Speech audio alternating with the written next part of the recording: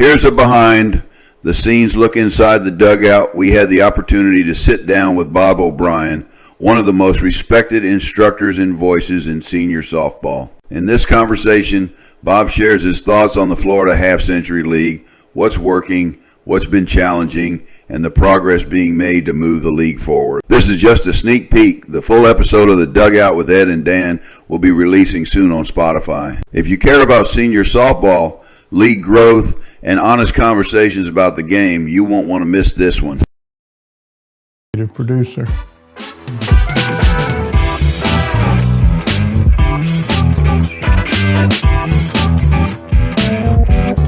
Hey, welcome to the Dugout with Ed and Dan. Today we got one of our favorite softball players in the country, Bob O'Brien. OB, yeah. We welcome Bob O'Brien this is his second visit to the Dugout. Bob has been part of the Florida Half-Century for the last 10 years. First as a competitor and over the past 2 years as a member of the Florida Half-Century Board of Directors. This episode focuses on the Florida Half-Century, what Bob has experienced on the field, what he sees from a leadership what Bob has experienced on the field, what he sees from a leadership perspective. Easy for you to I got it out. Yeah, first day of my new tongue. What do you expect? And where the league is headed. So, Dan, why don't you take it from here? Well, what we want to focus on today is the half-century. So, Bob, tell us a little bit about your softball journey and how it led eventually to you joining the half-century. Okay. Again, I started my softball career early out of Jacksonville, Florida. I was coaching at Florida Community College at Jacksonville at the time. And there came a time where the baseball players and the softball players were done with their college careers and came back. And we had a cardiologist named Dr. Willie Bell, decided he wanted to put a co-ed team together. So we started in the co-ed world, the Jacksonville Stars. We traveled the country playing co-ed softball. And it was half the baseball players and half the softball players. And then he and his girlfriend. So I was a little older than some of the players, but younger than Doc and Marcia. But we put together a nice team and had a good run at it. How old were you? I was 24 or 25, just out of college. Graduated from Miami and then went back to my junior college where I played and coached there for 6 years. And so that's where it started, co-ed. And then we grew over the years. We would do the Steamboat Let me stop you there for a minute. You were national champions at Miami 1 year or what? We won it in 1985, my junior year. What was the record? 64 and 16. Wow, that's pretty nice. Yeah, I think it's still a record. 64 wins is the most ever because they don't play that many games anymore. How many home runs you hit in the championship? Well, I wasn't a hitter back then. They wouldn't let me hit. You were a pitcher. I was just a pitcher. Yeah. I went to Coach Frazier my first year there, and I said, can I hit? I hit in junior college, and he said, no, we don't do that here.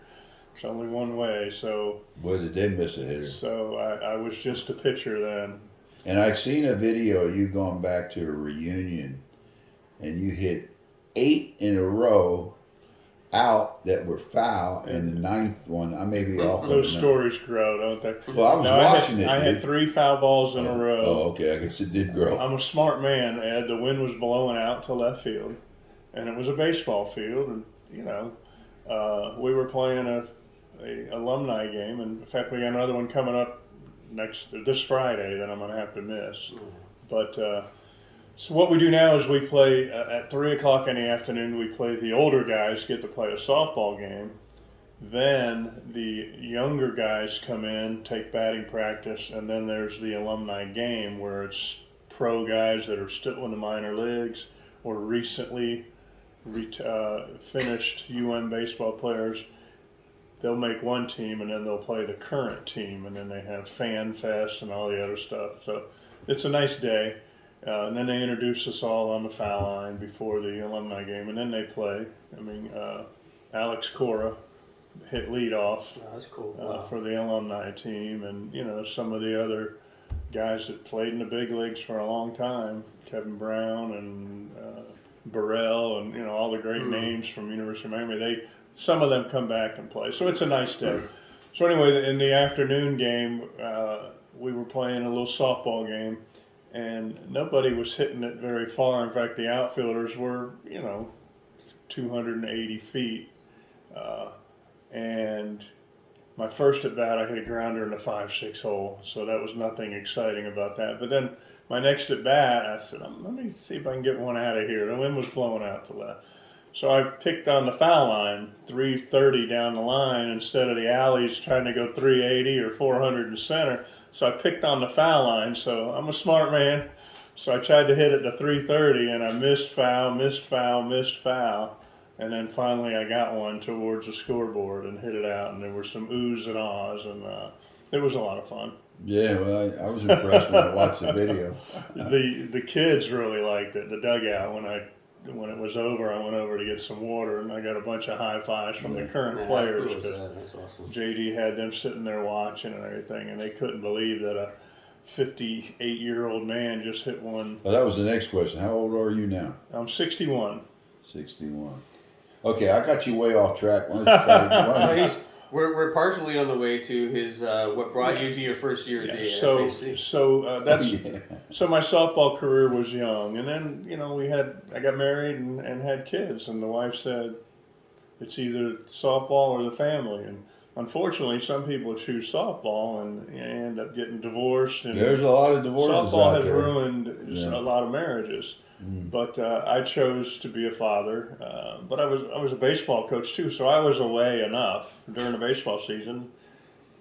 Every weekend. Were you ever home in baseball during baseball season? Well, junior college we didn't have overnighters, so I'd go away and come back every day. But Saturdays and Sundays, we were playing ball because those are great days to play junior college baseball. So, but anyway.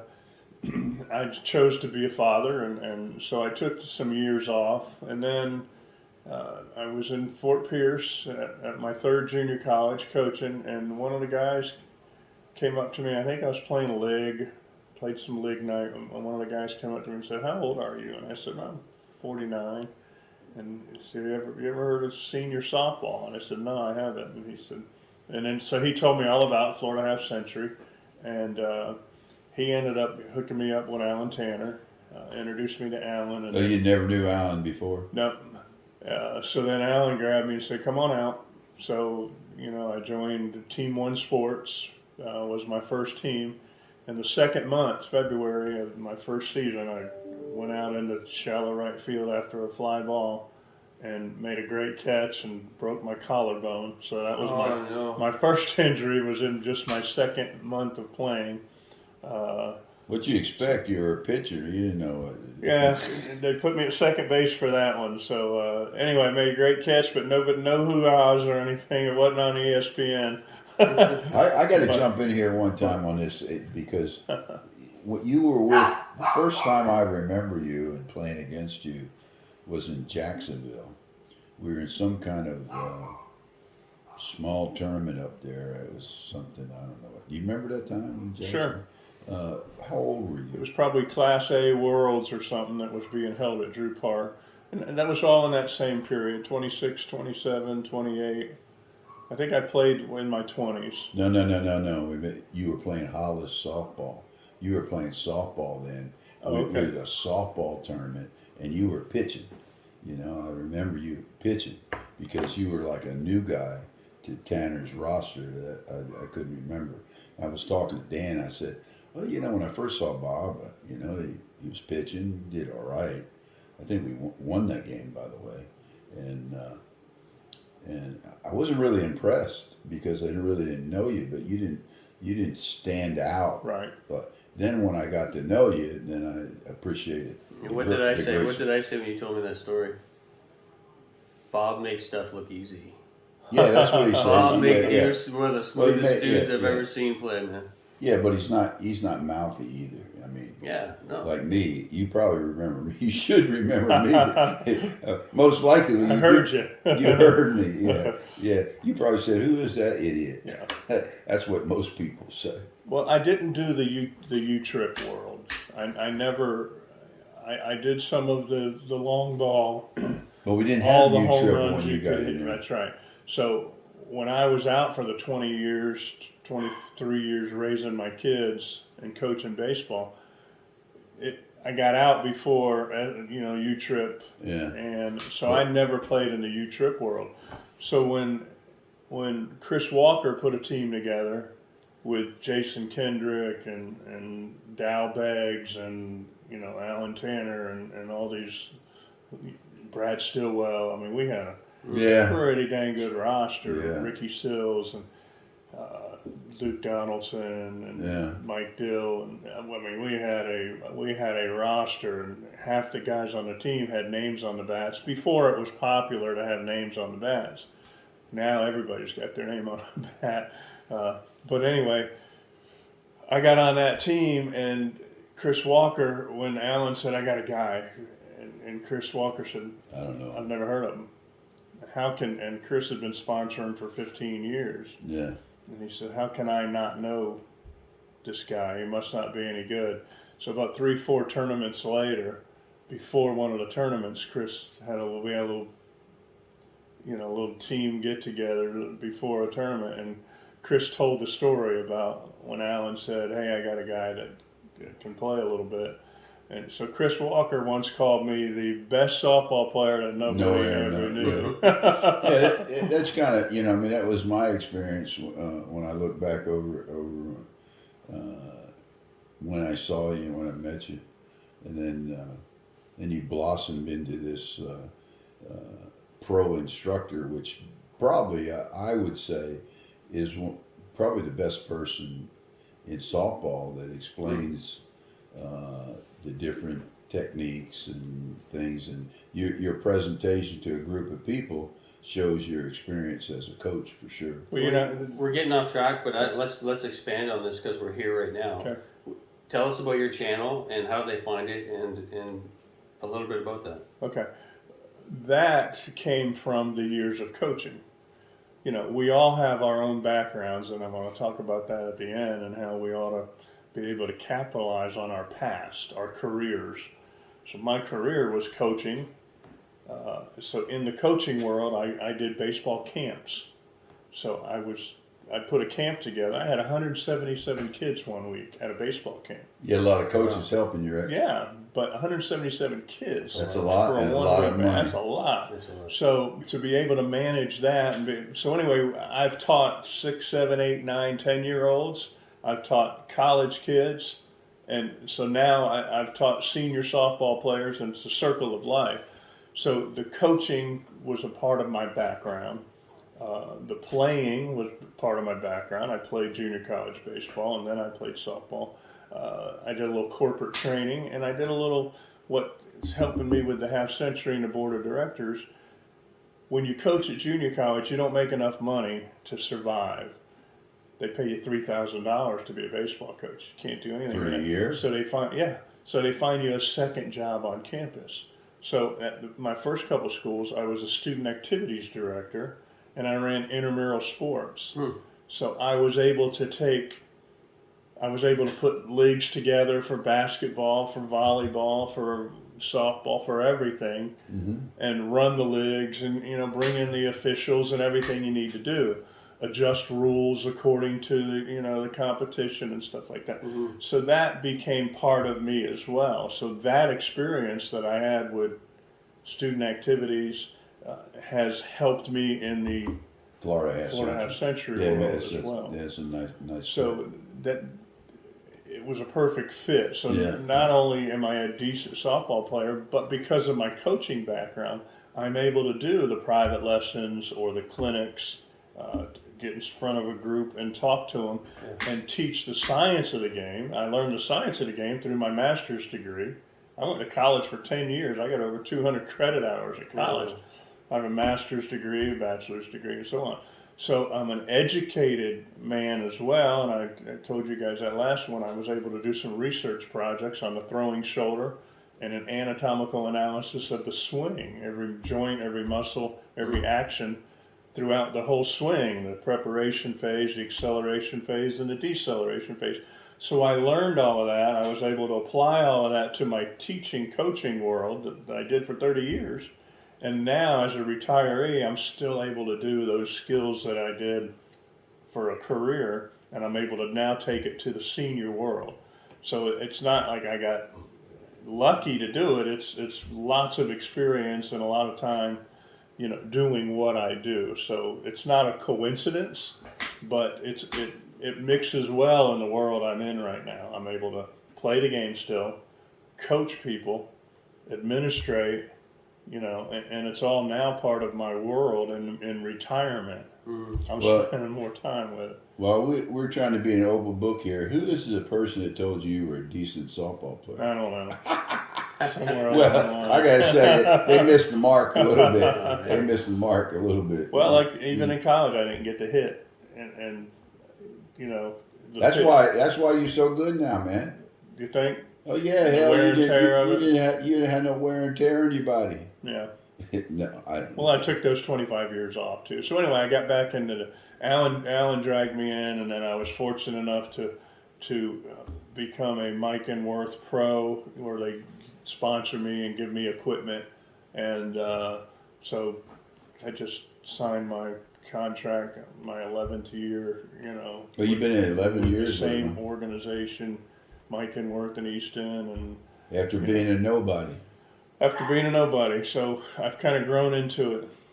That's what this guy, man. He needs a break because he's one of the. Yeah. I tell you what, I've been around them all, man. Oh, I'm a fan. Yeah. I'm in his dugout, and we're gonna play together here soon. Well, he strikes the ball, man. No, Not many people strikes the ball like that. No, he does. It's crazy. You're too kind, boys. You're too kind. Yeah. So, what was your first impression when you finally made it? You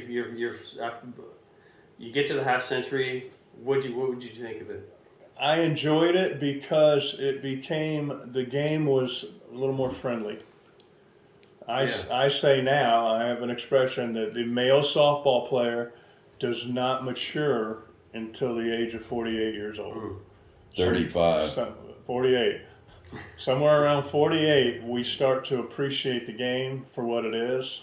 We're still happy to be playing it, and all the yapping and the bragging and the boasting and all that stuff, that kind of has gone away a little bit. And so we were out there playing softball with family and friends, having fun, and I liked the fact that I was doing both. I was still doing the travel team and the half-century team, but the good thing about the half-century team was my kids were now old enough to be able to come watch me play, and we were playing local. We were playing in Florida, so my kids could come see me play at the age of 50, 55, because they were too young before to see me play. So that was nice, and you could bring the family with you, and because we were staying in the state, playing around the state, and not having to travel and fly to Vegas or Virginia or wherever we were going to play softball in the travel world. So half century was great. Again, it was more about going away for the weekend, having a good time. Still competitive softball. The balance of the competitiveness and the rec ball is one of the things I love about Florida Half Century. Yeah, me too. It's excellent. Is the stages that we do have because of the point system and how we get there. Was it the same then as it is now? Yes. Okay. I don't think it's changed much at all. Yeah. Jay, did you want to move on to the next section? Well, since we're trying to keep it within 15, it's probably a good idea. Okay. Yeah. So I don't. we covered a lot that wasn't in it, but that's good. All good conversation. So let me see. Let me get refocused. I'm like way ahead here on my notes. I enjoy his conversation so much, right? So talking to Bob is just like his swing. It's easy, baby. Look at me. You can butter his ass up. Look, he's already a fan. So that's I guess it's a good segue because the next one's competition and balance, and you're saying that you like the half century, and I guess my question is, describe the level of competition. Yeah, if you think about every division, let's go with the 50 and over division because it's our biggest one. We have 76 teams, I think 79. What do we have this year? We have 64 teams currently in the 50 and over. We dropped a little bit from last year, and that's another part of the discussion. But of the 64 teams, you've got those top 5 to 10 teams. You've got the best players in the country coming out here and playing. You've got in the state of Florida. Well, if they're the best in the state of Florida, they're in the top in the country as well, because true. we know that Florida, California, and Texas, the southern states, true statement, are better. I mean, we're playing all the time. Not cutting out the Canadians or the Minnesota or the Pennsylvania guys, not at all. But we get to play a lot more, so we're in a little better shape, and we get to play year round. There is an advantage to that. You got to admit that. 100%. So the southern states do produce better players. That's from the junior college baseball level to. We're not selling short than the Yankees. I mean, I was a Yankee for 4 years, and there's good ball all over the place. But the fact that you get to play year round, except for we just had our 1 week of winter down here. Mm-hmm. Our winter is over now, and we're heading right into spring here next week. So. But because of that, we're able to play more softball. But within the Florida Half Century, you've got major plus players, you've got major players, and then you've got AAA, and you've got recreation players. We've got people that are here just for the fun of it. In those lower divisions. And that's what's neat about this association is we can cater to any level. Whatever level you play at, you will find a team and you will end up playing against people similar to you. Absolutely. Yeah. And that's because of the point system. And if people don't know, we allow 1 point for every win, and you get 2 points if you win a bracket. And you only play teams within your capability. The top 5 teams that sign up, we put them in one bracket. The next 5 teams, we put them in the next bracket, and so on and so forth. So you're number one's never playing against number 70. Wouldn't be any fun for either. Yeah. So what's great about Florida Half Century is you're always playing against teams that are in your same ability. Now, if your team's a little better than you thought, you get to move up the ladder. And you move into the next bracket, and maybe even into the next bracket. If your team's not as good as you thought they were, they move down. So by the middle of the year, we've really got teams that are where they're supposed to be. Mm-hmm. It's like the Peter principle. You understand the Peter principle? No, go ahead. You rise to the level of your incompetence. But instead of incompetence, the ability. Sure. Let me add one thing to this, and like I always viewed it as a league. Like I didn't view it as Audie Hollis. Audie. Mm-hmm. He viewed it as a life and death when we first started to the Florida Half Century. He wanted to win. He'd write articles, and I tell him it's really the national stage. Isn't that the way? Sure. You're. That's the way it should be. Is just think about us, because we have areas. We split the state into 4 areas, so you were only allowed to have players from your area. So we have, whereas in travel ball, you're able to. Well, now they started, Sure, they've limited a little bit, but there was a time where you still had your area. It was your state and bordering states, all right? But then you could have 4 out-of-staters and the whole 9 yards. So we took that same principle now. We divided the state. Let me see. Sing along, everybody. Goodness gracious. Great balls in the fire. Ed's getting a call. I should have put that on.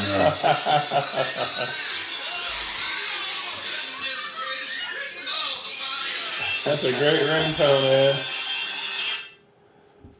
Yeah. Now, hold on, folks, with that interruption. Go ahead, Dan. We'll just hold on a second. I should have put it on. Silence. Well, I can put it in airplane mode too.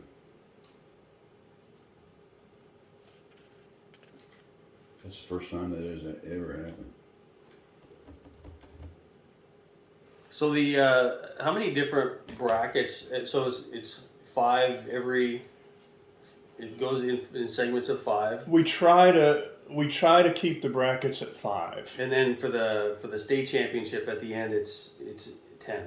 Well, here's what happens. We've got in the 50 division, we've got A, which is 1 through 20, B's 21 through 40, C's 41 through 60, and then the D's were 60 to 76. So we have 4 divisions.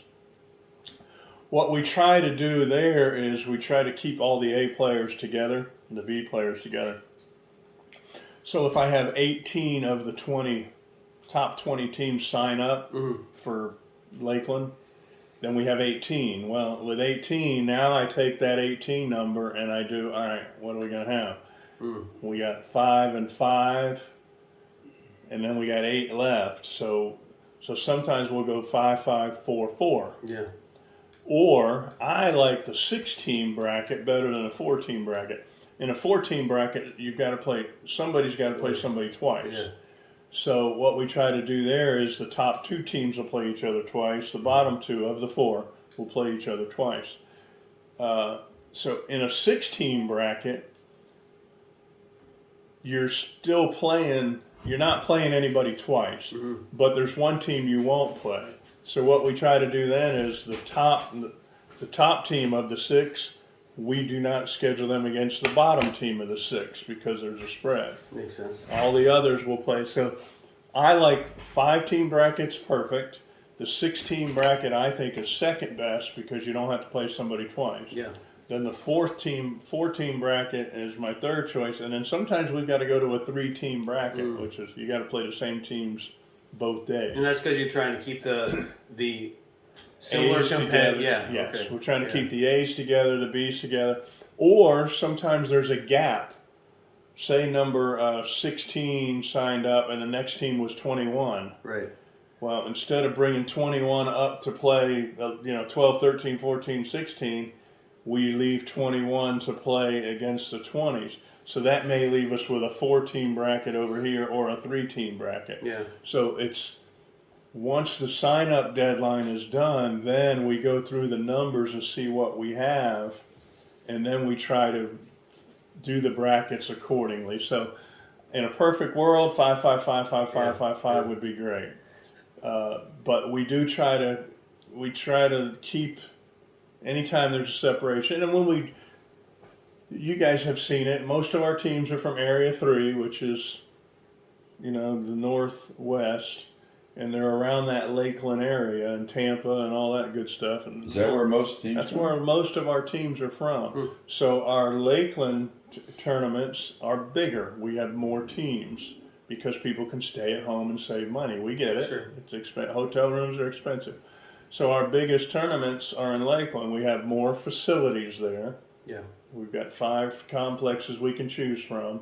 We have a good relationship with them. So that's where we do most of our tournaments. But us East Coast guys, we want some on the East Coast. And then, the Southwest people, they want some down in Lee County. So we're able to do some of these other locations, but the numbers are lower in Vero, and the numbers are lower in Lee County because the Lee County doesn't come over here, and they don't want to travel across the state. And what happens is the Lakeland area 3 guys get spoiled. They rarely have to pay. We play enough tournaments in the Lakeland area where they can stay home. Yeah. They don't have to travel and pay. Yeah. So they only come to those tournaments because we only ask them to come to 6. To qualify for the state tournament, the team has to play in 6 tournaments. The players have to play in 4 of those 6 to qualify for state tournament. So I guess a couple of years back, they had it mandatory that you had to go. We made them go to Vero or Lee County at least once. Well, some people didn't like that. How can you make us go? Yeah, I don't remember that. They actually said you had to go to one or the other. I think so. Or we made the numbers where there were only 5 in Lakeland. So if you wanted to get your 6, you had to go to Vero or Lee County. So now that would be smart. Well, we've done mandating it, not so much. Right. Well, you know how that works. Yeah. On the backside, you can mandate it by offering only 5 in Lakeland. Yeah, that's smart. But we were hoping that people would come just because they want to play softball. Yeah. It's only once a month, Yeah. 1 weekend a month. So for a while, they were coming no matter what. So they would make the trip because they didn't want to go 2 months without playing.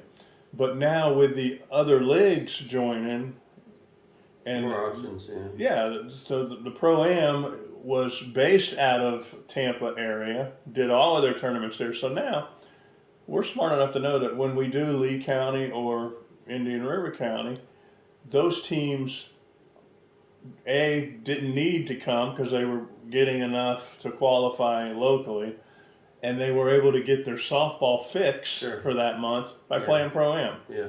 So we understood that, and that's where the competition came in, and it kind of muddied the water a little bit because our numbers were going down participation-wise. We still had the number of teams, but they were participating in less tournaments because now they could stay home and play in the other league and not have to buy a hotel room. Do you that other league? Do you guys see that as a threat at all, or are you doing anything consciously to?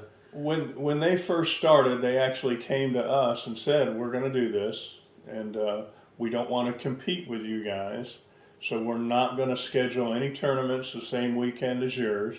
Well, that was a smart move by them. It wasn't magnanimous. It wouldn't be a smart decision to do that.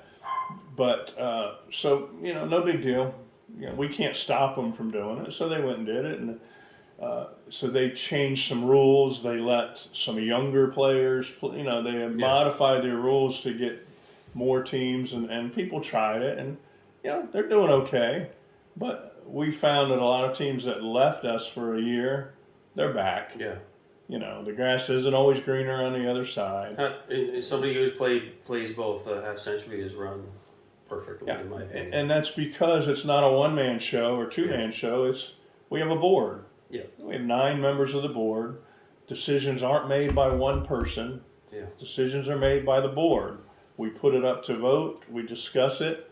We fight about it sometimes, and the majority wins. Mm-hmm. So it's not like there's one person making all the decisions, and it's checks and balances. It's all good stuff. Yeah. Well, in the half century, that's been tried before, years ago, and matter of fact, it was guys that left the board when it started their own league that worked for a couple of years, and then they went under. Yeah. And competition it's like McDonald's and Burger King and Wendy's. Competition's good. We're okay with it. But now there's another one trying to go in, and sooner or later. Another league? Yeah. So you can't stop them from doing it. What is it? Imitation is the best form of flattery. That's right. So often imitated but never duplicated. Our numbers are still good. And as long as we stay consistent and continue we have rules, and we ask you to follow the rules, but we have a motto: let them play. We want new guys to be able to play. We want you guys to be happy. So we listen to what everybody is saying, and that's important. Yeah. Yeah, absolutely. And I just love the whole association, and again, we'll continue more on some of your next questions are great. But that's how I got into it. I enjoyed playing Florida Half Century. First of all, it was still competitive. Yeah. It was also you're with family and friends.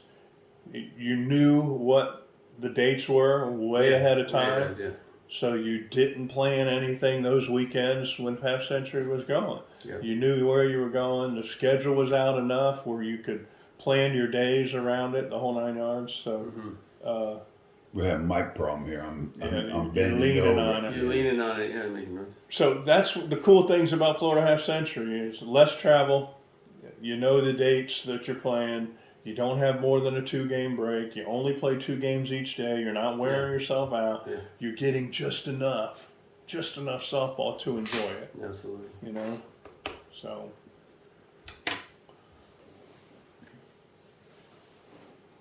So. And then there was quiet. And then, what changed for you when you joined to be on the board of directors? Did anything change for you? I actually went in.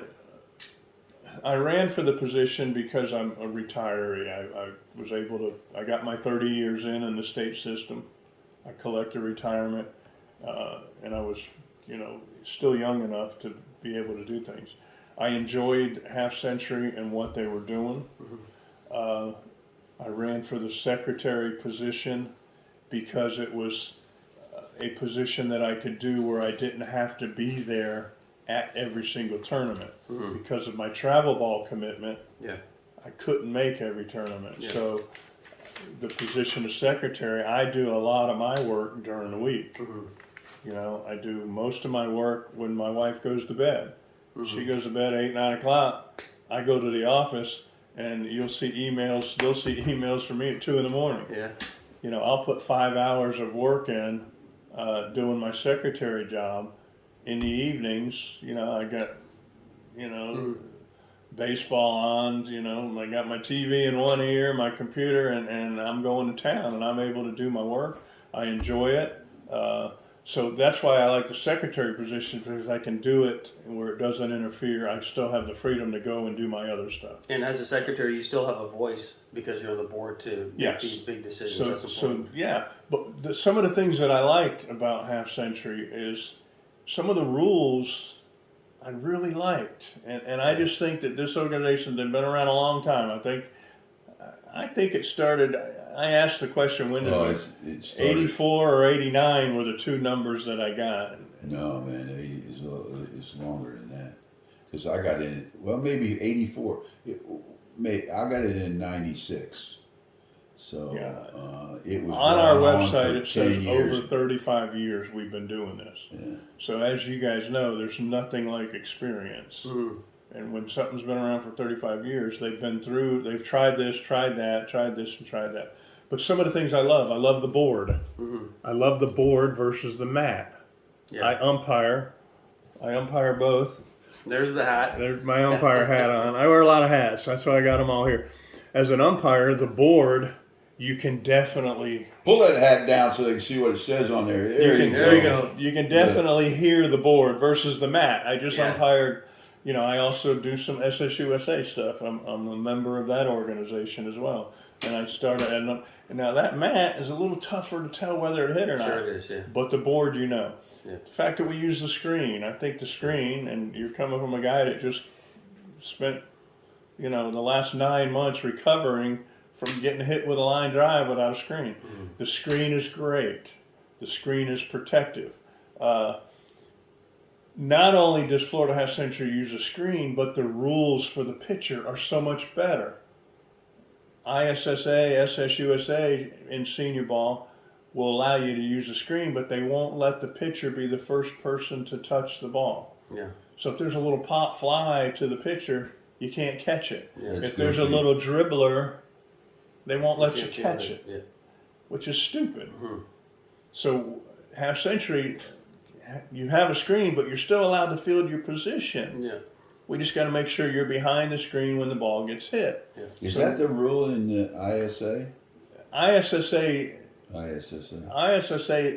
they don't, the screen is optional. Yeah, right. So they're CYA, they're covering their ass by saying the screen is optional. SSUSA, it's not optional. You got to pitch without a screen. You got to wear your helmet and everything else. Well, that'll change eventually. It'll change, but do you know why they don't? Well, yeah, because it's costly. Costly. Exactly. How are they going to bring screens to? They do tournaments all over the country. Yeah, How are they going to bring that many screens to each tournament? Florida Half Century, we've got a trailer, and in the trailer we can keep our boards and our screens, and we have somebody drive that trailer to the location. So those screens are with us every single month. Yeah. Which is great. And that's why the big associations don't use it. It's an inconvenience. You're telling me something I didn't know a long time ago. But the ones that do try it, they don't have their rules right when there is a screen. As a pitcher, I'm half and half. I hate it when it's there because how many times there's a two-hopper that would have been a double play, but it hit the screen. Now Dan gets another swing and he hits it into the parking lot on the next swing when I had a double play on him. So, but you You ain't in the hospital for that leg. Exactly. Yeah. So the protection of it is great, but you have to learn to pitch and get behind it, but still be ready to field it, which is one of the rules in half century that I like. The rabbit runner. We allow a rabbit runner for people that can't run anymore from one reason or another. You had Don't look at me, buddy. You had hip replacement. You had knee you just replacement. came back from surgery, had a rabbit runner. Right. I'm able to play half century right now, but I can't play anything else because I'm not supposed to be running. Yeah. So that's another rule that I love. The courtesy runners is great for softball. The no force outs, at home plate. Those safety rules that we've adapted in senior softball are great for the game. No force out. I mean, no tag outs at home. Now we've got the scoring line and all that stuff. Yeah, that's brilliant. So all the rules that have been put in place are great, and I just think half century even takes it to another level at times. And Kurt, hats off to the board for recognizing rules, and we're changing rules. Even this year we've added some more rules for safety reasons or competitive reasons. We're always adapting and evolving. And it's not just the board members. We hear the players, we get complaints. There's a spot on the website where you can send us your ideas. And a lot of times I'm explaining why we do what we do, and then they're, oh, okay, now I get it. Those Sometimes are it makes sense. You're getting good feedback. But we're also taking that input and using it and then discussing it and coming up with the best way for not just individuals. We know why some people want some rules, but we have to base the rules on the masses. What's best for the whole organization. So that's what's great about having a board is we're able to bounce ideas off of each other. We got a bunch of different personalities in there. So we don't have a bunch of yes sir, yes sir, yes sir people. There's people that want to challenge the system or try something new, and that's why it works. What is the toughest part of running a league like that? It's trying to please everybody. Right. And you're never going to please everybody, and once you understand that, but you do have to make decisions based on the group, the whole, right? Not just the top teams or the bottom teams. You've got to make your decisions based on what's good for the players all in general, and the organization as well. So it's a balance of it, and you're not going to please everybody all the time. You're going to have disgruntled fans and people. You just got to deal with them. Let me take a point here to go back just a little bit, but the SSUSA, they will get their organization in trouble when this happens because when they put, it's one thing to play 50s against 50s or 60s against 60s. When you take a 70s team and you want them to play a 65 team, you're inviting trouble without that screen because the 65 players don't have the physical, their physical ability on defense is not as good as 10 years difference. Sure. And that's when they'll end up getting sued. Sure. And they'll be forced into doing the screen. Well, that's the problem with the national brand is you're going to run a tournament somewhere, and sometimes you're limited. You only have one team in a certain age group at a certain level. So what are you going to do with that? They still want to play ball. Yeah. They signed up to come, so you got to put them somewhere. Mm-hmm. So you start merging people. You do the equalizers. You do whatever you can to try. But what's nice about Florida Half Century is we've got the numbers are always there. And you start seeing it in the other organization when the numbers are low, you start losing the competitive balance. You start asking some teams that aren't so good to play some good teams. And that's when you get in trouble. So numbers are huge. Anytime when I ran a baseball camp, the more the merrier. The more people I had, the better it flowed. When the number of kids was smaller, it was harder to keep that competitive balance and the whole 9 yards. So there is power in numbers. Size does matter. So having and we're the largest organization of our kind in the country. And that says something for you. And to be around for 35 plus years, we got to be doing something right. So when I first moved here and I started doing travel ball, a lot of times we were in different states, and people would ask me about Florida Half Century. I had no idea that it was actually that big of a deal outside of Florida. And Sure. it's pretty cool. It really is. Well, let me step in here. We're coming but I did something a little different. I asked some people in my club to ask you a personal question on tape. Okay. So I'm going to run the tape and I'm going to ask you to answer right. the question. Super. Big time. We got phone a friend and.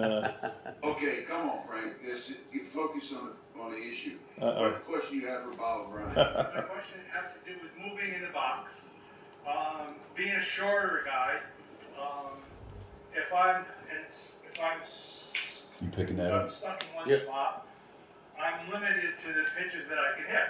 Because if I'm in the front, Don't worry about catching. I can't. Jeez. Come on, All man. right, so if the ball is in the front, if I'm at the front of the box and it's a little deep, I'm not going to hit that ball. And if I do hit it, it's going to be popular. So my question is, what if I stand a little bit to the back of the box? I can get those, and if the ball is a little short, I scoot up a little bit. Is that a good plan or a bad plan, or would you discourage that and just say, pick your spot maybe in the middle? What would you suggest? Okay, well, I'll put it to him. I kind of know what he's going to say, but I'm going to let him say it. All right, put my coaching hat on here. There you go. I knew that was going to be something. So the question is, as a hitter, should he be moving in the box? Yeah. Okay.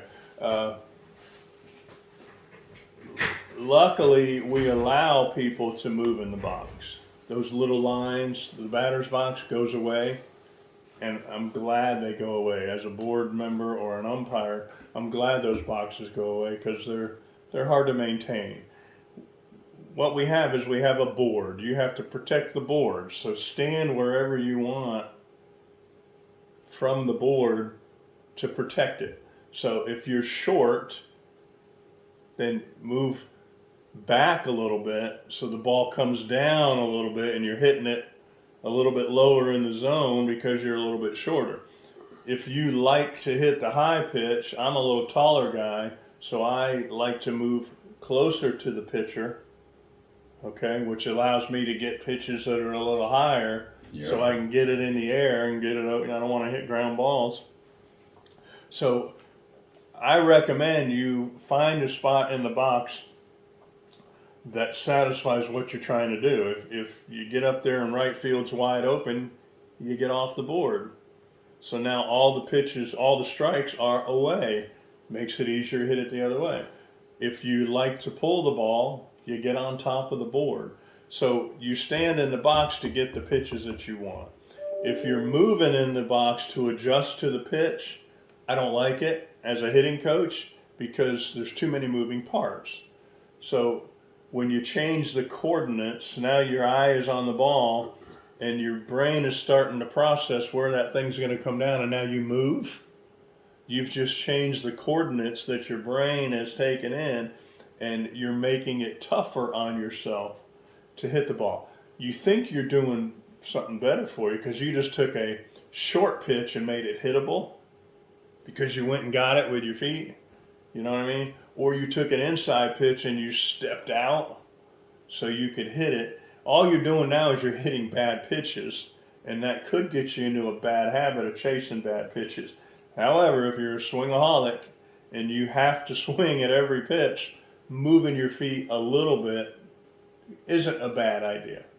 But that's something you do, and you've been a shuffler. He's called a walk. He's a walk-up hitter. And we have one on my team, John Livingston, Stones. Oh, he's one of the best. Stones will walk the box the whole night, and we've had this discussion. I said, Stones, you're getting old, and there's too many moving parts. I think Stones would be a better hitter if he just found his spot in the batter's box and stayed there. And Has he tried that? And no, he hasn't tried it yet. You know, he won't. Old habits. He's been doing it so long. Old habits die But hard. let me go back to this. So Frank's going to be dancing when he hears this because you said he can stay where he can move if he wants.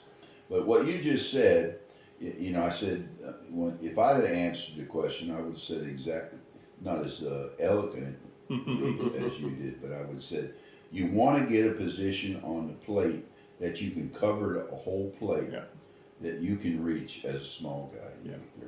And that's essentially what you said. Yeah. And you want to move back a little bit so you can let it drop and go over here So there's a hitter on Mitchell's team, Big Keith, big first baseman. He's 6'7". Yeah, big. He's a baseball player. I've played baseball against him just recently. I've stopped my senior baseball world because the arm is. I finally had enough of it. But I've played against Keith. Keith likes to get his arms extended, so he'll stand in a certain spot in the box, back of the box, so anything that hits the board, he can drop the bat head like a baseball swing and get his arms extended. And there's nothing I can do about it as a pitcher because of where he's standing in the box. So good hitters can get the pitch that they're looking for by moving and finding that spot in the box. Now, really good hitters can shuffle to make the pitch that's coming their pitch. So not only are you standing in a certain spot to make it an outside pitch, but now if it's a little farther out, you're scooting forward to make it a little bit closer so you can reach it. So I don't recommend it for the 92 percenters, but for the 8% that might be able to do it, go for it. You can continue to do it. But just understand, I think you're going to be a little more inconsistent because there's too many moving parts. And for that fact that the brain is a very powerful thing, and the brain is processing a lot of stuff. The spin on the pitch, the depth of the pitch, the speed of the pitch, the location of the pitch. And then your brain tells your hands where to go. It's the greatest gift in sports. The hardest skill in sports is to hit a round object with a round object to a certain spot. And now your brain is doing all that work, and then you change the coordinates on it. It makes it even harder for you to do it. But if you've been doing it for a long time and you're comfortable doing it, go ahead and do it, but I don't recommend it for everybody. Yeah, well, he hasn't been doing it for a long time. Yeah. But that's for you, Frankie. Frankie, that's for you, buddy. You half right. Keep your feet still. Find a spot in the box for the pitch that you want. Okay, let me ask the last one. Phil Farmer. Legend. Yeah. So, Phil Farmer, what do you got for Bob O'Brien? Bob, good speaking to you, bud. You're running good tournaments and stuff, and I like the way you called them early sometimes because of situations that they have. But Ben's in the 80s, 74s rather, or limited in teams and stuff. It would be nice for us old guys if we didn't have to get up and be at the field at 7 o'clock in the morning.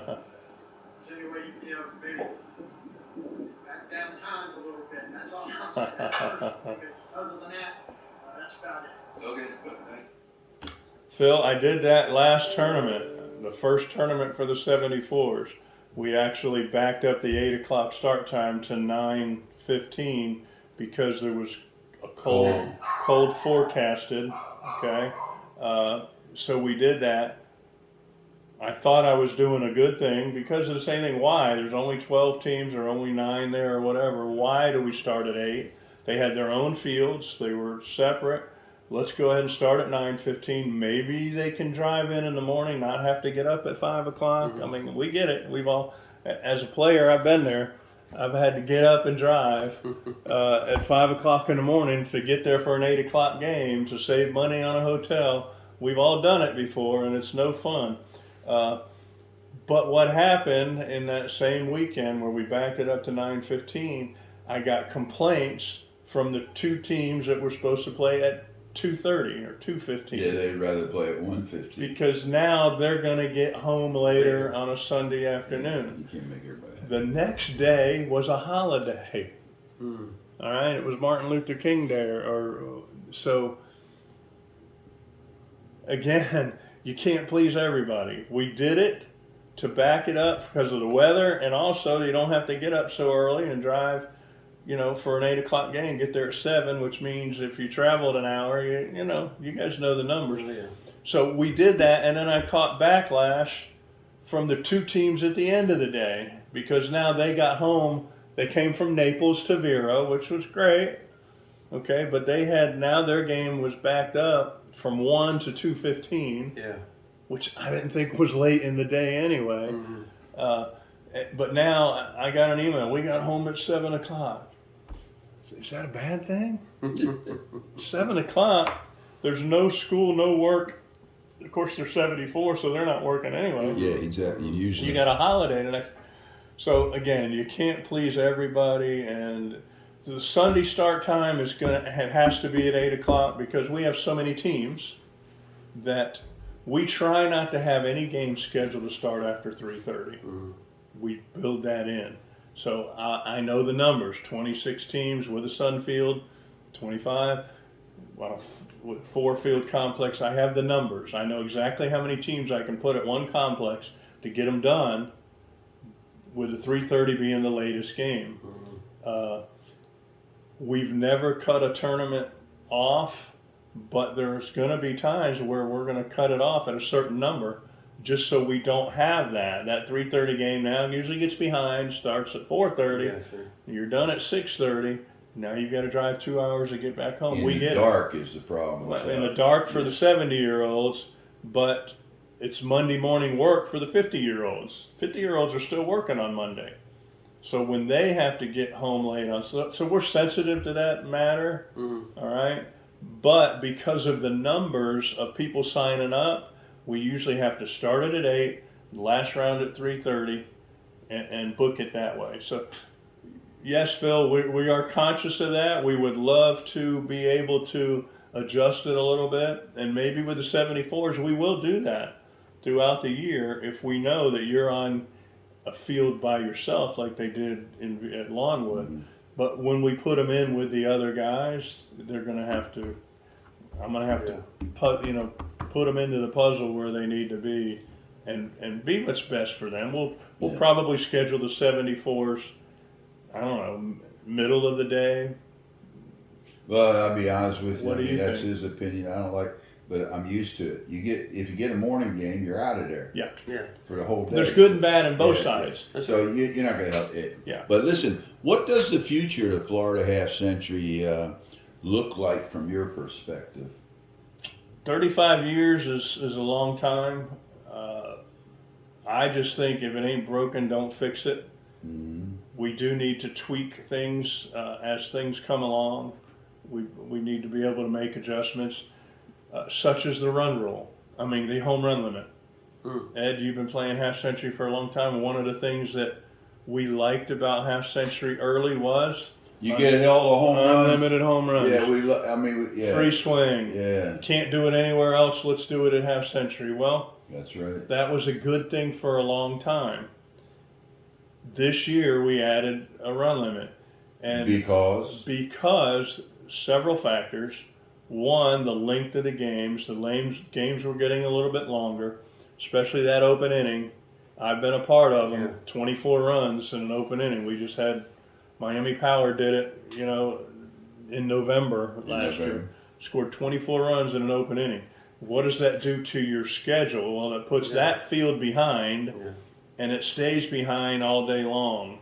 So we figured we could take that away. The shaved bats. All right, we tried bat testing. We put stickers on bats. We tested a lot of bats, put stickers on them. We were finding out that they got a sticker, and then they'd send the bat away. Oh, geez. And get it and get it altered. So that wasn't very much help. You've actually found bats that did that? You found people that did that? Yeah. That's crazy. Yeah. So not only is it a senior bat, but they're taking advantage of the rules, and so we started thinking, well, how can we, if they can't free swing all the time, maybe home run restrictions would cut it down a little bit, and they'd be less likely to use their shaved bat, because shaved bats are intended for home run derbies. And how many people get in home run derbies all the time? And it's usually only home run derbies that's an exhibition. Like the long haul bombers. They can swing shaved bats all they want because they're there to entertain, to hit home runs out of baseball stadiums. That's about the only time a shaved bat should be used. right? There's no reason that a senior softball player should be using a shave bat. So it's a safety factor, it's a time factor.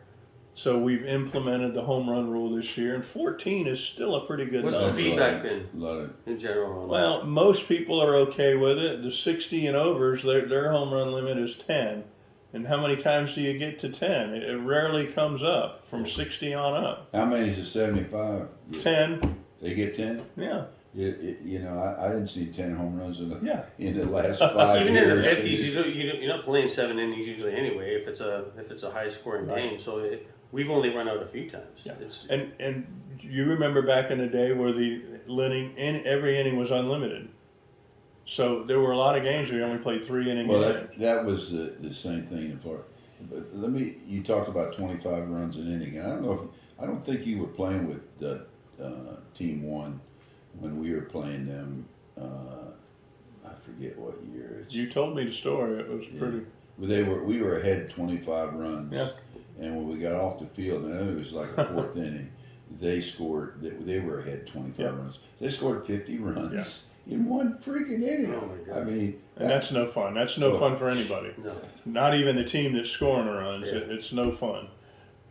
So anyway, so we've adapted the rules over the years to accommodate for safety, for time management. So anyway, if it ain't broken, don't fix it. But you do have to tweak things, and I think we do a really good job at tweaking things along the way. Do you think 14 is the right number? Speaking of that? 14's still a lot. how many times do they? We talked about 12, but we still want you to have the feeling that you can free swing. You can hit home runs. 14's a lot of home But runs. now we're trying to stop the team from hitting 7 home runs in one inning Yeah. to get their 7 runs. Right.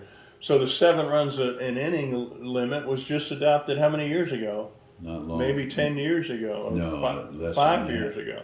So that rule came into play for safety reasons, for time management reasons, and the whole 9 yards. So anyway, continue to adapt and evolve, but it's still a game played by. It's a kids' game played by adults. You still want to keep it fun. You want to keep it safe. You got to have rules. You can't be dragging somebody in at the last minute that's never played before, pulling somebody off the street to play. So you've got to have your roster. I spent a lot of my time with rosters. You guys wouldn't believe how many roster changes there are. We've got 176 What do you do that on a teams. computer? I Yeah. mean, you're not doing it manually. We used to have a guy named John Townley who was the secretary. He did everything manually. Well, I do manually. I'll get the form by email, and I'll have to add somebody to a roster manually, and then make a copy of it and put it in my notebook. I got 3 notebooks full of rosters Roger. and player addition forms and pickup players. The pickup player is a great rule. You know, instead of making you come to a tournament with just 10 guys and somebody who's hurt has to play, we allow pickup players. How cool is that? Well, that's been on since day Yeah. one. So now you can pick up a couple guys and use them for this weekend. So 3 guys would be nice. yeah, so you're not hurting anybody. So there's so many rules in place that I just think are wonderful, and they were there before me. You know, again, 35 years, you learn and you adapt, and that's why the league is so successful. And I hope it's there for a long time. We've got to get the 40-year-olds. You know, we've got to feed that 50 division. How long you said it was? 35 years. Over 35 years, Florida Half Century's been going. Yeah, I don't know who put that thing together, but I've been in it for 30 since 1996, Mm-hmm. and I would say that it started at least 10 years before I got in. Yeah, I heard 84, and I also heard 89. So those were the two. Yeah. That's a pretty big difference. I mean, I tried to narrow that down with Mike Knowles, but I can't remember what he went back through history. And yeah. I can't remember now, dude. I mean, it's crazy. It's been a long time and it's been very successful. Listen, I hear a bunch of. Did we lose No, sound? or track? the screen Everything- went off, but it's still rolling. Okay. So one of your last questions, and I definitely want to cover that, was Well, hold on, dude. You're going to ask him. He's going to. I want to make sure you get to it. Okay. Well, let's do this. Let him ask the last question. Okay. Well, no, I was. And then we'll let him bring up the question that we missed, if you miss it. He's assuming that we missed it. Go ahead. Well, so I mean, is there anything that? What would you like to cover that hasn't been said yet? He's good. He's good. Well, no, it ain't. Well, I won't know if we were going to ask it or not. Yeah. The question was. He's just milking you. That's all right. The question was about the. What is the future Florida Half Century we just talked about? What role do managers, sponsors, and volunteers play going forward? We might have missed that. Yeah, so here's my vision, all right? Managers, we got to have them. If you do the numbers, we've got 176 teams. There's probably about an average of 17 people on each roster. You can have 20. We have about 3,000, somewhere near 3,000 softball players in our organization. How do you get the word to 3,000 people? Well, I'd be up until 4 in the morning sending emails to 4,000 people. So we have managers. So I have to get the word to 176 people. And then those managers then have to do the dirty work and get in touch with every single one of the team members.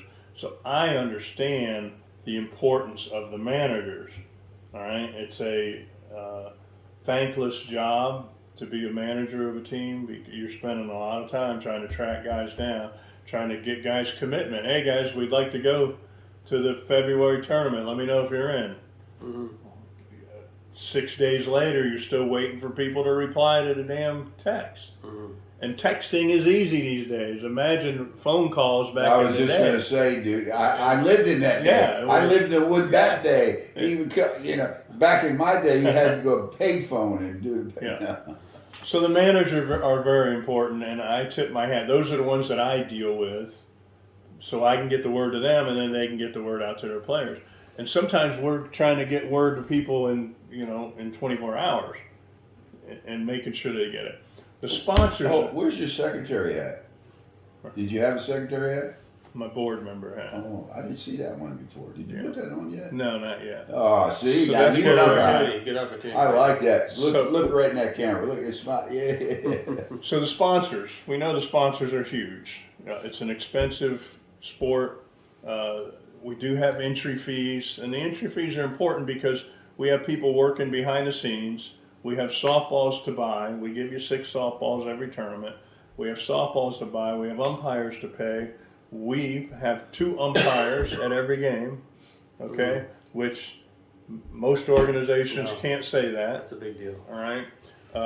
And we're paying them decently. So there are expenses involved with this. So sponsors are important to be able to sponsor a team. If we were paying it out of our pocket all the time, it would be tough. What do you think? What does it cost for a sponsor? I've been spoiled. I have no idea. I don't either.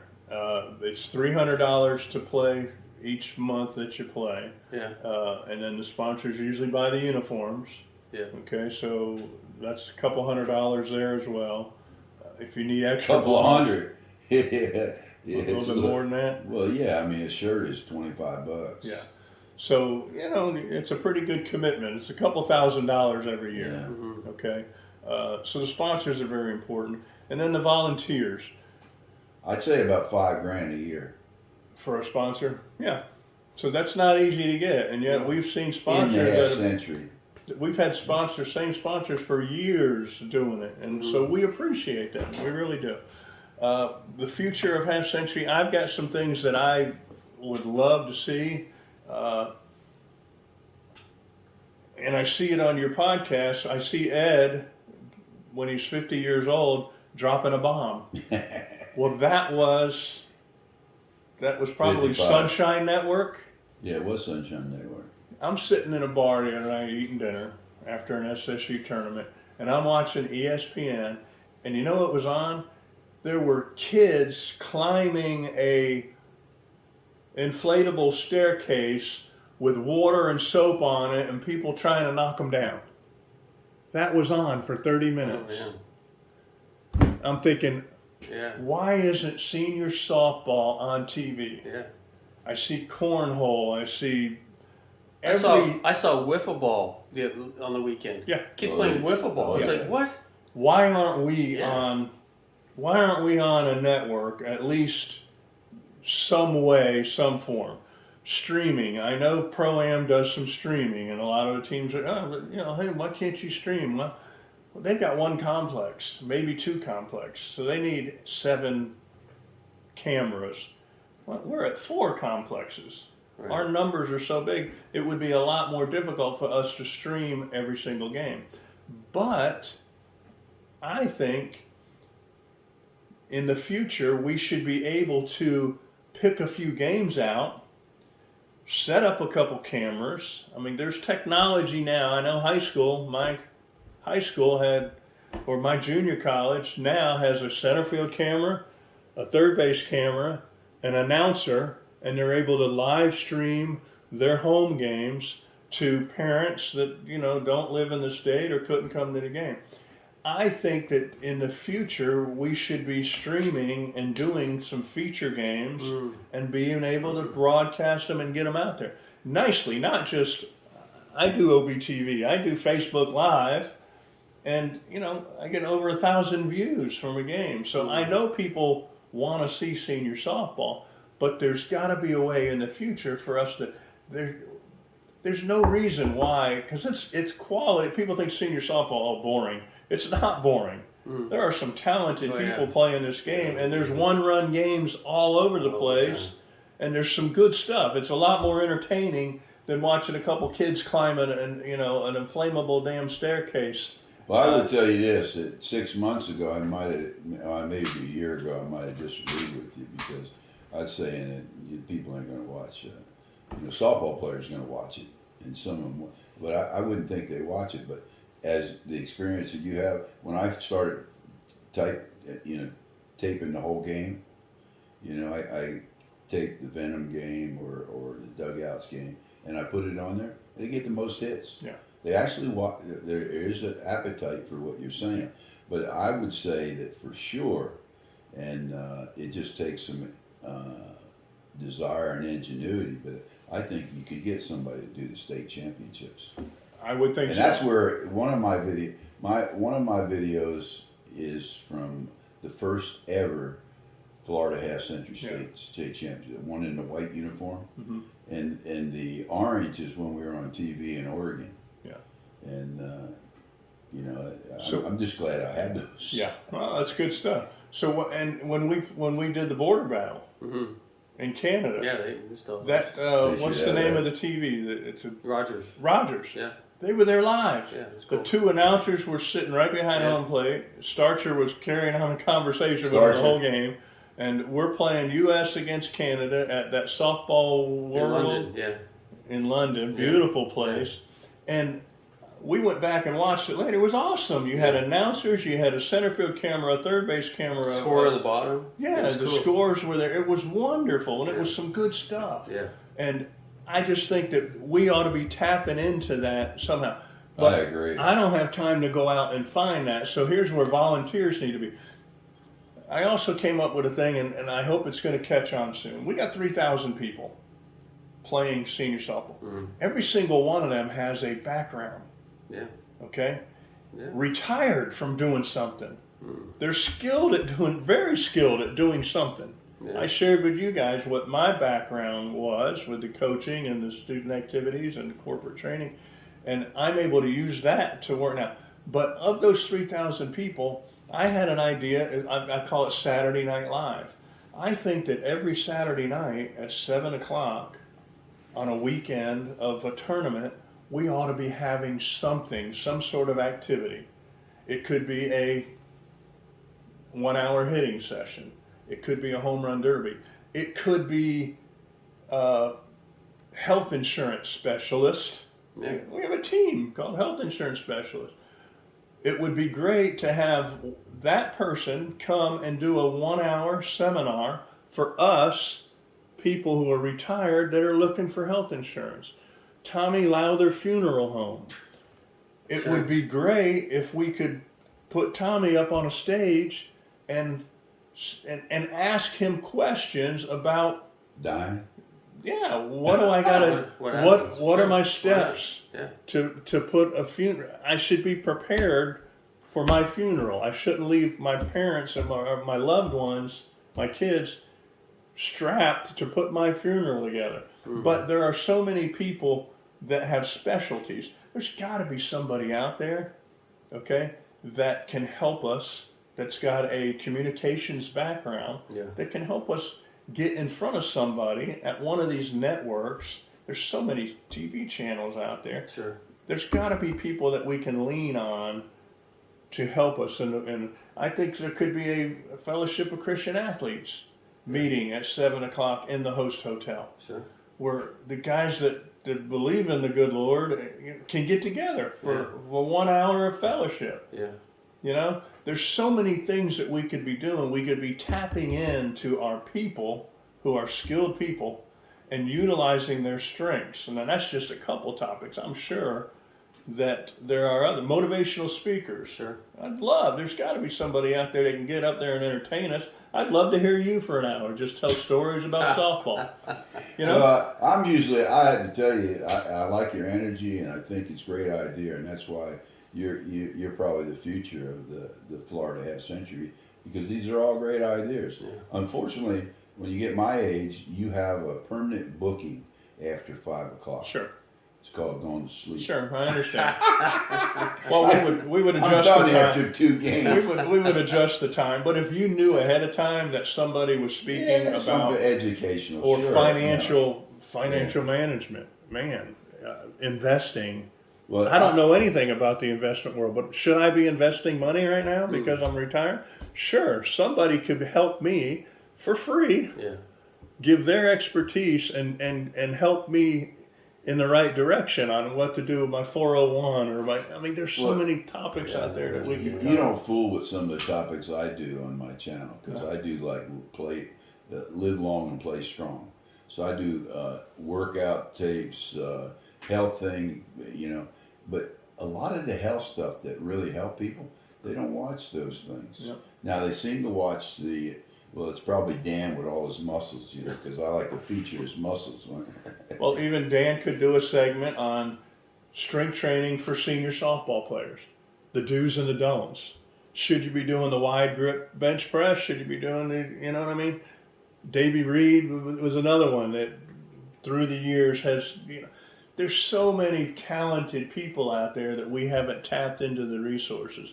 And so I can see a Saturday Night Live being something that would be cool if we could market it ahead of time, let people know, and no charge preferably, but if you need to have sometimes a $10 charge is a nice investment, to make people come that sign up for it. But anyway, I just think that there's some things out there, and I definitely think that we should be able to live stream some games with announcers, with scores on it, very nicely done, and then be able to post them on the website that people can go back and watch later. That might really grow it as well. Yeah.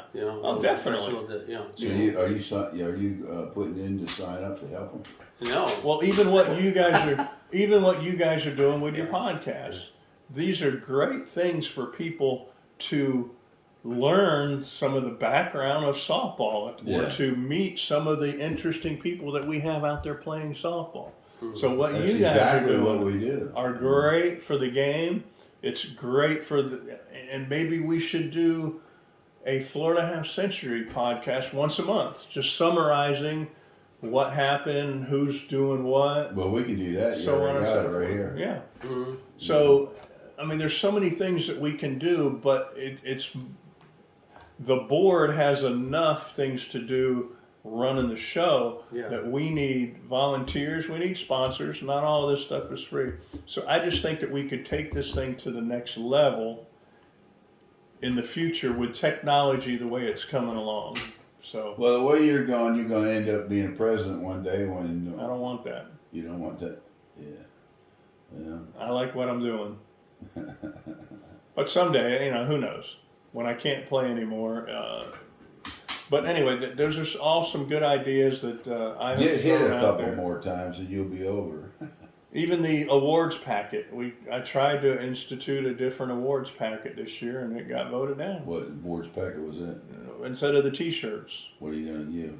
Well, I had an idea of poker chips, where everybody gets a poker chip. If you win a tournament, the manager got a poker chip, an orange one, okay? And it said Florida Half Century logo on the front, and on the back it said Champion Chip. So it's a play on words. Hey, we're playing for the chip. So you win a poker chip.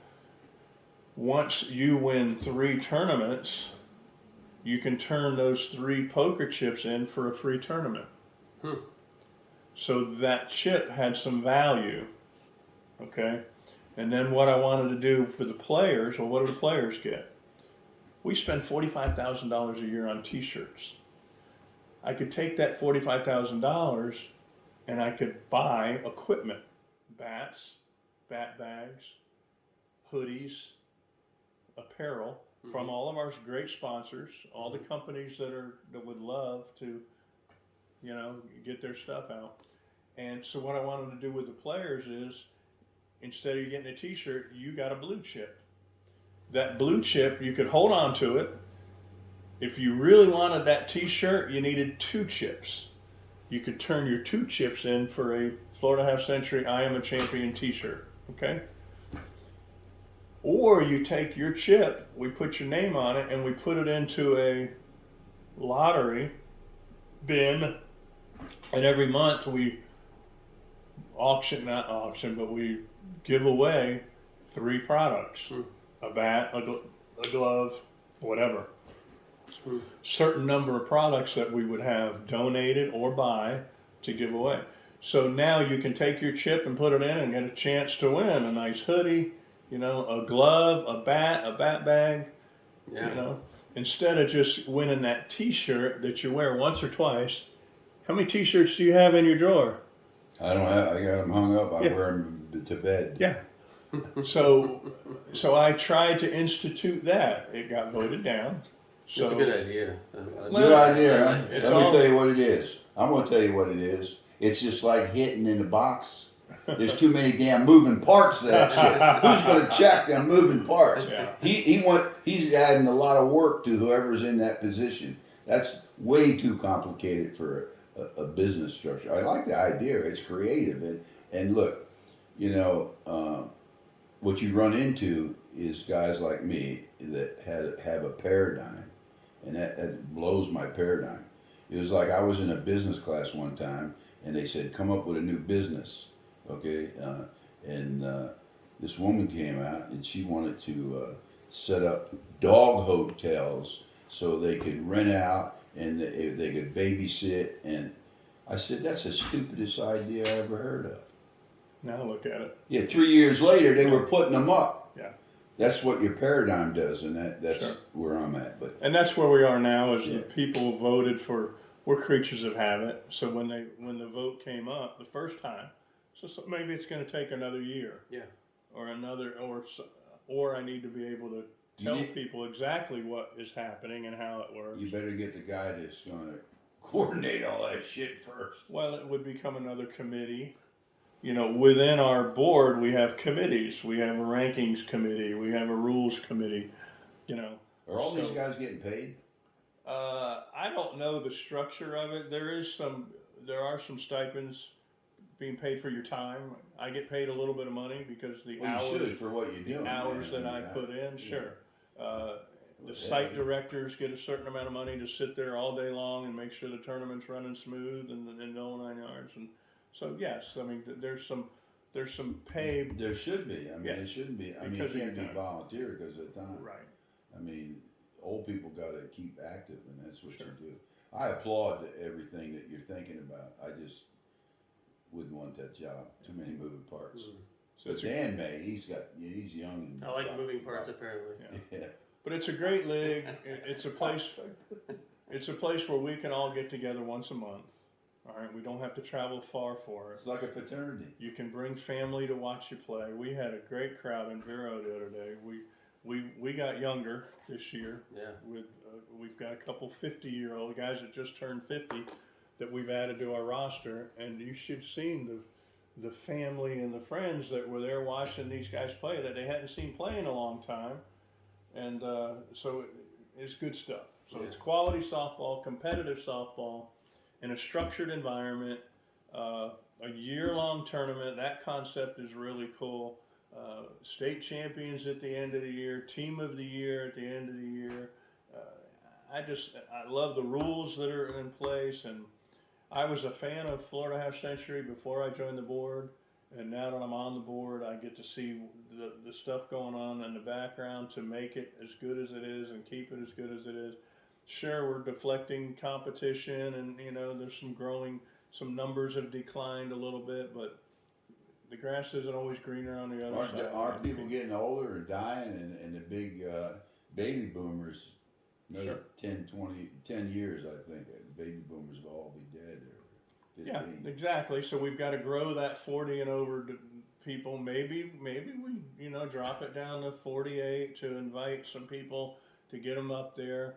Maybe we come up with a 55 division. If we add the 48-year-olds, I don't know if the 59-year-olds want to be playing against the 48-year-olds. So maybe we add a 55 division in there sometime along the way. Well, there are all things that we're looking at for the future of the game. It forces the older guys in the 50 to move up quicker. Yeah. See, I think I played into I think I was 65 still playing in the 50s. I don't know. You forget that. We've also added we moved the 60s or the 65s away from the 60s now. So if you're 65 years old, you have a chance now to play 65 and over and 60 and over. If you're 70, you've got a chance to play 70 and over and 65 and over by where we put it was a little teams. late for me, but now you got I play on a 75 team, and then my 50 team, my son played. No, the 50 team wants me, or maybe in the what they go down to 56 level. And maybe in the 70 teams. No, but you have my team playing the same time that my 7-4 team plays. So I got to choose. You had to make a choice. Well, that saves me money when you think about it. Yeah, it's tough being wanted, isn't it? And wanted. I sponsored the team. My son, I want to watch my son play. Be honest, I'm at this stage. I'd rather watch my son play than me play. Sure. Or Dan. He's like my son. So yeah. Now we're on the same team. But I want to thank you guys for what you're doing. These podcasts are great. Your videos are great. Keep doing what you're doing. You're great for the game of softball. My videos that you asked earlier, it's called OBTV. Mm-hmm. They're on YouTube. I'm running out of topics.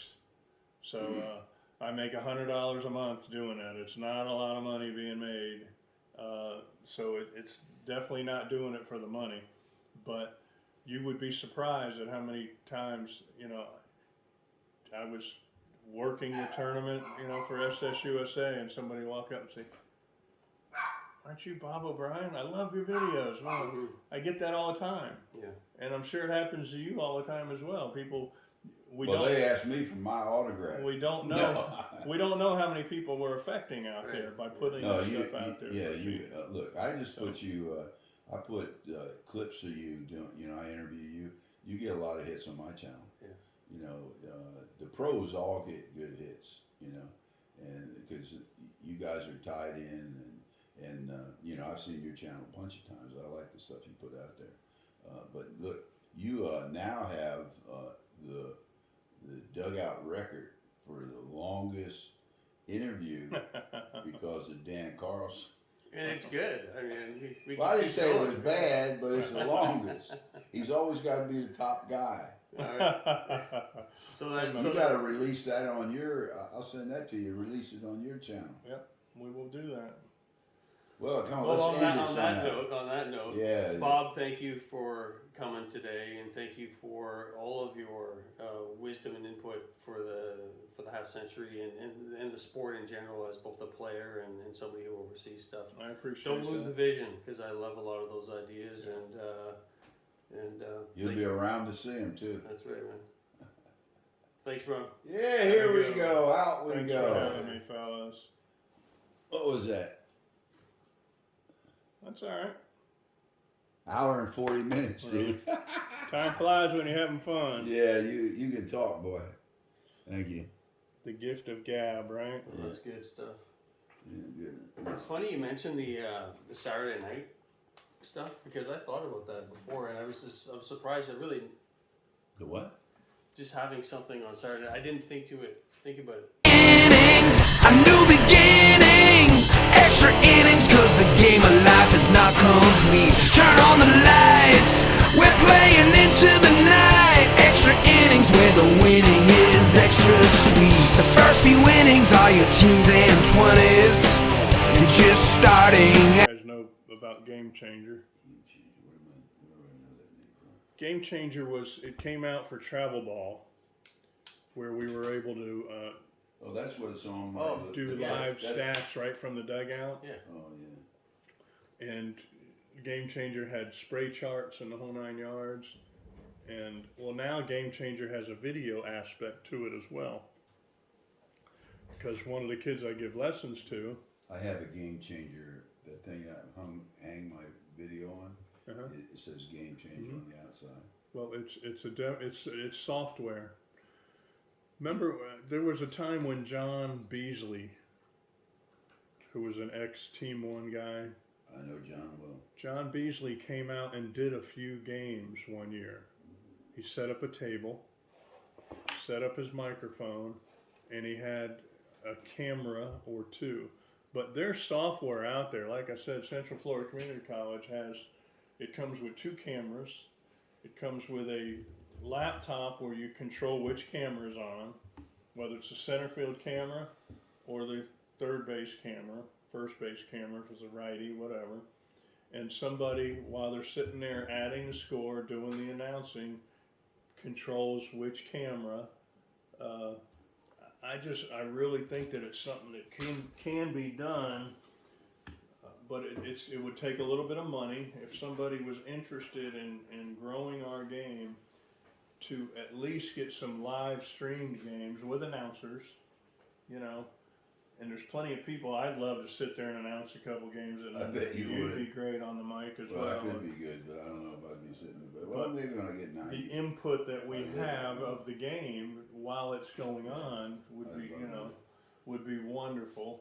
And then somebody just edit it real quick and then put it up on a website, a link somewhere along the way. I just think with technology, Extra innings, a new beginnings. Extra innings, cause the game of life is not complete. Turn on the lights, we're playing into the night. Extra innings where the winning is extra sweet. The first few innings are your teens and Look at this, some bit's turned off. Yeah, that's nice. extra innings, a new beginnings. Extra innings, cause the game of life is not complete. Turn on the lights, we're playing into the night. Extra innings where the winning is extra sweet. The first few innings are your teens and 20s.